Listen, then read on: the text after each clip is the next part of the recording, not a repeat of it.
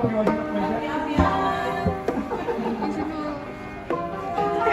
dia Bu. Ini IT.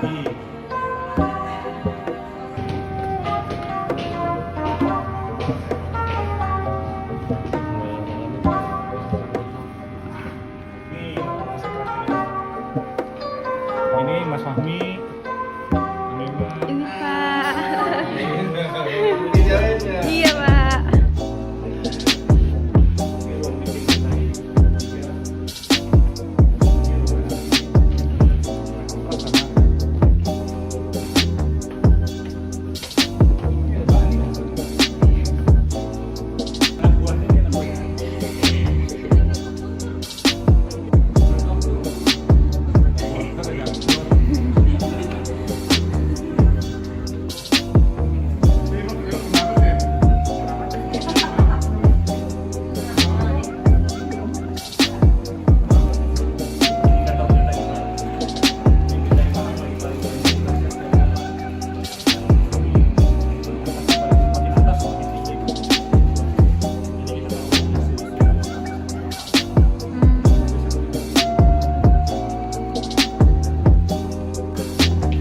Ini apa Pak?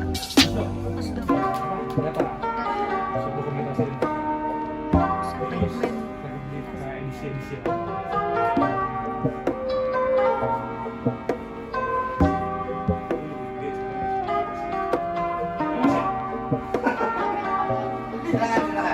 Iya Pak. Dinyalain aja lampunya kalau mau. Ini.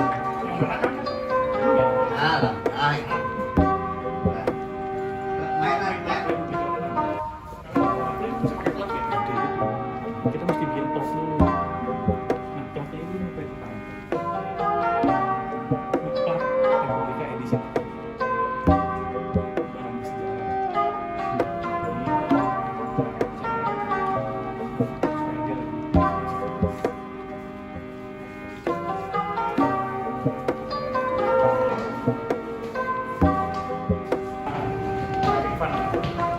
Artinya lantai 3 tuh untuk divisi hall online buat kurang.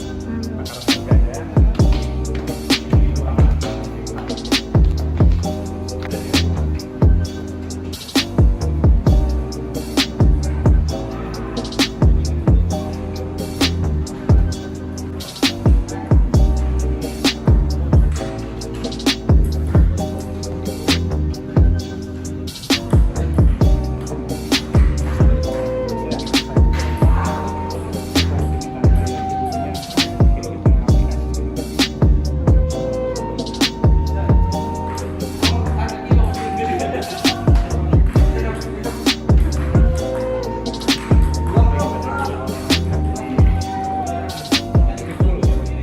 Republika itu apa sih?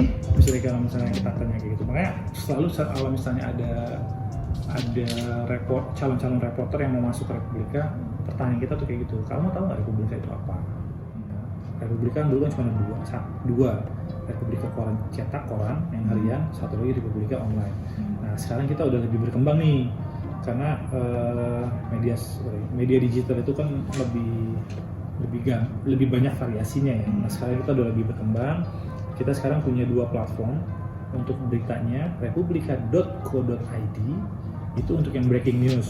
Jadi beritanya lebih cepat, terus beritanya lebih direct gitu ya. Perputaran berita juga jadi lebih cepat. Ada satu lagi namanya republika.id. Nah, republika.id ini sebenarnya penjelmaan digital dari koran. Jadi klien kita punya itu namanya Newsroom. Iya. Ruang berita ya. Newsroom ini kita punya aplikasinya. Jadi semua reporter tuh ngirim berita ke sana. Nah, semua redaktur itu bisa melihat berita semua reporter. Jadi kalau emang dia berita itu bagus dan berita itu layak, sama dia diambil. Tandain, di marking sama dia tuh. Ini gua ambil ya. Jadi kalau misalnya saya ngambil satu berita kamu misalnya, itu karena nama saya tuh. Oke, diambil sama Fakih. Diambil sama Fakih. Nanti saya edit, saya sesuaikan dengan gaya-gaya Republika, saya tambahin foto, misalnya saya tambahin video atau saya tambahin ilustrasi, baru dipublish. Nah di kita itu biasanya kita nggak boleh kayak gitu. Kita apa yang kita sajiin di dalam memang harus apa yang kita sajikan di luar. Nah, ketika melakukan wawancara pun ya kita harus respect sama narasumbernya. Karena gimana pun ketika kita kerja, posisi narasumber sama posisi wartawan itu setara.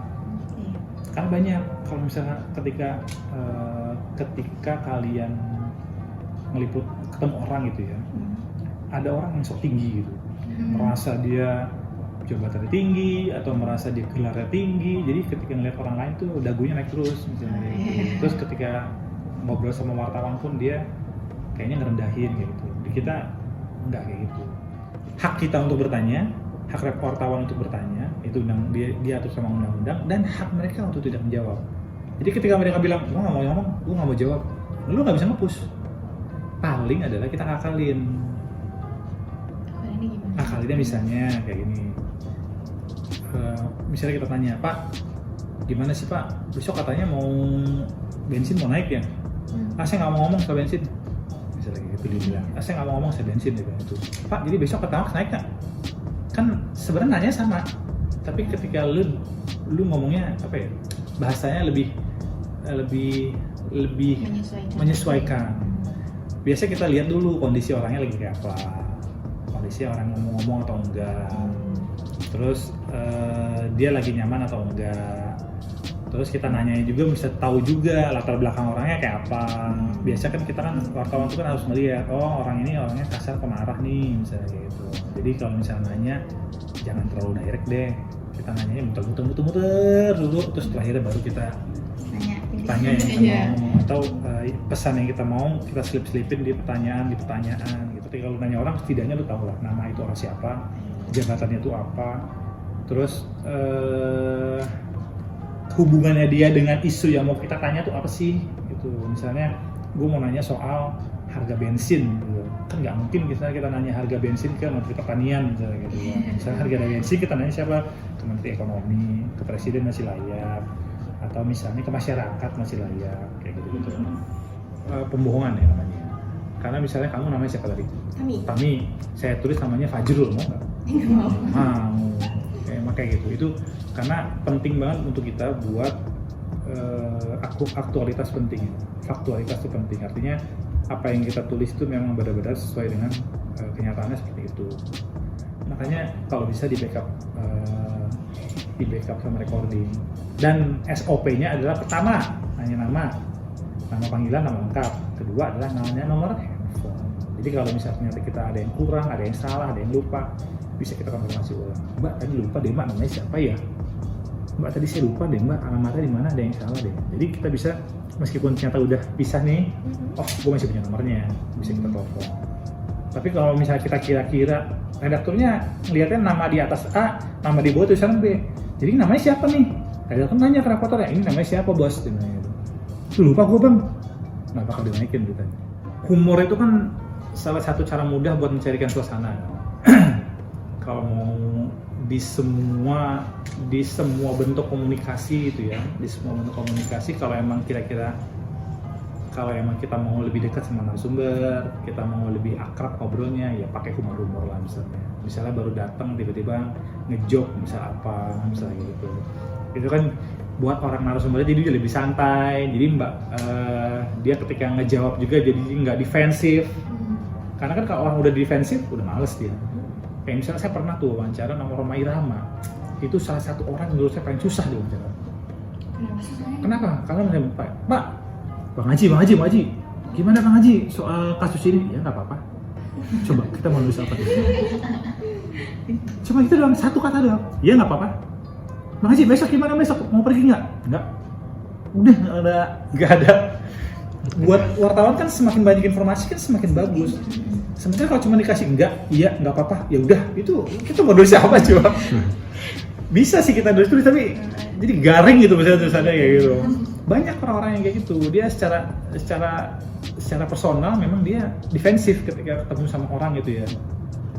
Kasarnya kalau misalnya ketemu orang baru kan nggak mungkin kita udah cerita banyak soal gue punya pacar ini, gue berantem sama mama gue berantem sama ini, nggak mungkin juga kan. Paling ngomong-ngomong yang ya ngomong aja lah, cuaca hari ini gimana, macet apa enggak. Jarak komunikasi kita sama narasumber itu penting kan. Bisa jadi ada narasumber yang nyaman sama kita nih, entah kalian karena kalian hangat, entah kalian dia merasa dekat karena mirip sama seseorang, entah gimana pun caranya ternyata lo deket lah sama narasumber kayak gitu kan. Nah biasanya ketika semakin kita dekat sama narasumber, semakin dia mau tuh ngobrolin masalah yang memang lebih konvensional dia. Karena kenapa? Kadang orang tuh cuma butuh teman cowok ngobrol. Ketika kita mau wawancara, penting kita tahu untuk apa sih yang kita mau wawancara ini apa, yang kita butuhin itu apa misalnya gitu. Nah kalau misalnya kita udah mengerti yang kita butuhkan itu apa, itu akan memudahkan. Oh, saya cuma butuh konfirmasi, ya atau enggak. Jadi jawabnya gampang. Pak datang apa enggak Pak? Kayak gitu. Pak besok nggak datang nggak? Gitu. Atau Pak besok jadi enggak? Cuma butuh jawabannya apa? Ya tidak, ya tidak. Itu lebih sederhana kan. Tapi kalau misalnya kita butuh penjelasan yang lebih elaboratif, misalnya gue butuh penjelasan proses bagaimana sih proses pembuatan barang dari A sampai B, misalnya itu. Pak bisa nggak Pak jelasin? Itu sebenarnya prosesnya seperti apa sih Pak? Nah itu kan pemilihannya kan. Nah dari situ wartawan yang baik biasanya udah tahu apa yang mau dia tulis. Bukan udah tahu lah, udah punya gambaran lah kira-kira apa yang mau dia tanya dan apa yang kira-kira kayaknya dia bakal ngomong kayak gini deh. Jadi dia udah bisa punya counter ketika ternyata orang itu nggak ngomong seperti itu, oh kan seperti ini. Atau misalnya oh bener kan dia ngomong seperti ini, kira-kira dia akan ngomong seperti ini. Dari mana itu lu bisa punya pengalaman kayak gitu? Ya itu dari pengalaman.